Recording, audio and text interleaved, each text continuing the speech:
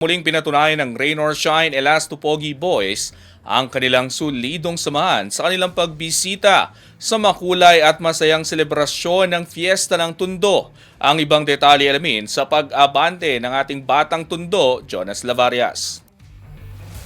Hindi nagpauli ang Rain or Shine Elasto Pogi Boys sa masayang selebrasyon ng Pista ng Senyor Santo Niño o mas kilala bilang Fiesta ng Tondo nitong linggo, patunay ng kanilang solidong samahan kahit nawala na sa loob ng hardcourt. Nitong Sabado, ginanap ang taunang lakbayaw o lakbay sayaw kung saan tampok ang makukulay at masiglang sayawan ng mga deboto sa mga kalsada ng Tondo. Kabilang sa mga naksaya ang tubong Tondo na si Adrian Nocum na buong pusong nakiisa sa tradisyon at debosyon ng pista kasama ang mga tagalugar. Kinabukasan, dumalaw naman sa bahay ni Nocum sina Bo Belga, Andre Caracut, Santi Santillan at Eric Nanas upang ipagpatuloy ang kasiyahan ng pista at makisalo sa handaan. Hindi pa man nakakaupo ay agad na nilantakan na ni Nanas ang nakahandang fried chicken.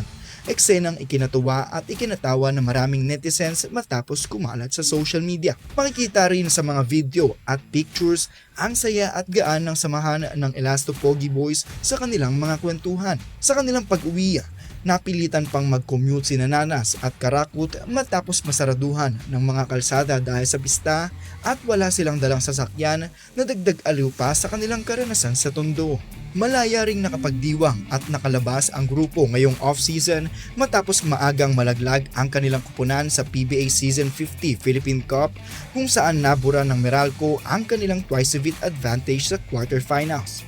Ako, si Jonas Lavarias, Abante Sports, now.